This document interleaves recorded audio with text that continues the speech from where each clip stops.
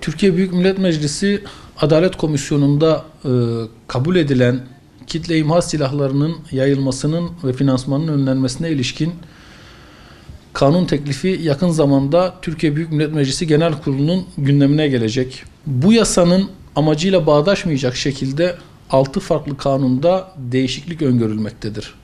Bunlardan önemli olan 2 kanundaki değişikliğe değinmekte fayda görüyorum. Özellikle dernekler kanununda ve avukatlık kanununda yapılmak istenen değişiklik anayasanın birden fazla maddesine aykırılık teşkil etmektedir.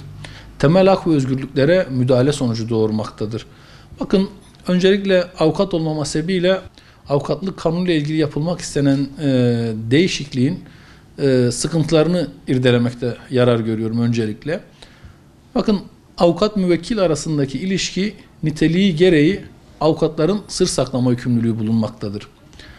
Ancak burada bu torba kanun niteliğinde olan bu değişiklikle ismi farklı, içeriği isminden çok farklı olan değişiklikle avukatların müvekkilleriyle adına yapılan taşınmaz alım, satım, şirket, vakıf ve dernek kurulması, idaresi ve devredilmesi gibi işlerle ilgili mal varlığının yasa dışı yollardan elde edildiğine veya yasa dışı amaçlarla kullanıldığına dair herhangi bir bilgi, şüphe veya şüpheyi gerektirecek bir konunun bulunması halinde bu işlemleri MASAK, yani Mali Suçları Araştırma Kurulu'na bildirme zorunluluğu getirilmesi düşünülmekte bu teklifle. Adalet Komisyonu'ndan çıkan haliyle incelediğimiz metinde. Şimdi bakın, bu aslında sır saklama yükümlülüğü müvekkiliyle arasındaki özel ilişkiden kaynaklı, avukatlık ilişkisinden kaynaklı sır saklama yükümlülüğü bulunan avukatların aslında devlete bir yönüyle hafiyelik yapması isteniyor. Bu da aslında avukatlık kanunundaki sır saklama yükümlülüğüne aykırılık teşkil ediyor. Bu yönüyle müvekkilini ihbar eden bir duruma getiriyor aslında avukatları. Bunun Türkiye'nin ve ülkenin yararına olacak bir düzenleme olduğuna inanmıyorum. Bu yanlıştan dönülmesi gerektiğine inanıyorum. Türkiye Büyük Millet Meclisi Genel Kurulu'na sevk edilen ve 6 kanunda değişiklik öngören 43 maddelik düzenlemede başta anayasa olmak üzere bağlı olduğumuz insan hakları sözleşmelerine ve edinilmiş müktesep haklara birçok aykırı husus var. Bakın, dernekler yasası ile ilgili olan husus ikinci önemli olan husus. Herhangi bir terör suçundan, uyuşturucu suçlarından veya mal varlığının aklanması gibi suçların herhangi birisinden hüküm giydiniz. Cezanız kesinleşti, infaz tamamlandı, bitti.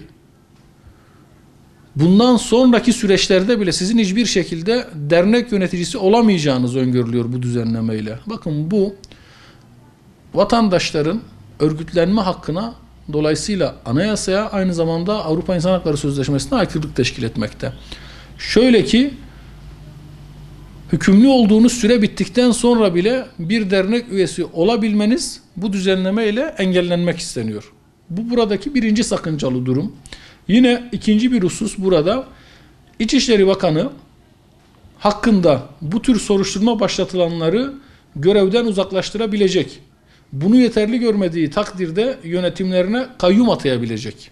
Şimdi burada bu tür soruşturmalara, yani terör, uyuşturucu ve mal varlığının aklanmasından kaynaklı olan suçlara ilişkin kişi hakkında bir soruşturmaya başlanılması halinde kişi belki soruşturmanın sonunda takipsizlikle neticelenecek bu soruşturma. Belki soruşturma sonunda ceza davası açılacak ve ceza davasının sonunda beraat alacak bu kişi. Ama buna rağmen bu hususta İçişleri Bakanı soruşturma açıldığını öğrendiği andan itibaren bunu bu dernek üyeliğinden uzaklaştırabilecek. Bunu yeterli görmediği takdirde bu derneklerin yönetimlerine kayyum atayabilecek. Gecikmesinde sakınca bulunması durumunda da derneği geçici olarak faaliyetten alıkoyarak mahkemeye başvuracak. Mahkeme de 48 saat içinde kararını verecek. Bakın, bu aslında derneklerin de belediyeler gibi kayyumlar eliyle yönetilmesine bir olanak sağlayacak. Mesela mevcut dernek ve vakıfların yardım toplama faaliyetleri ve örgütlenme özgürlüğü ciddi şekilde kısıtlanacak ve İçişleri Bakanlığı'nın dernekler üzerinde siyasi bir vesayet kurması sağlanmaya çalışılıyor bu düzenlemeyle. Bunu doğru bulmuyoruz. Teklifin aynen yasalaşması durumunda başta insan hakları dernekleri olmak üzere kadın hakları, mülteci hakları, çocuk hakları gibi alanlarda faaliyet gösteren dernekler ve vakıflar, çeşitli hukuk dernekleri, sosyal mücadele yürüten dernekler ile sosyal yardım için fon kaynakları kullanan dernekler tümü tek imza ile kapatılma riskiyle karşılaşacak. Bu konuda açılacak idari davalar yıllar süreceği için pratikte aslında hızlı kapatmaya zemin hazırlanmış olacak. Mecliste aynen yasalaşması halinde de Anayasa Mahkemesi'nden geri döneceği kanaatindeyim.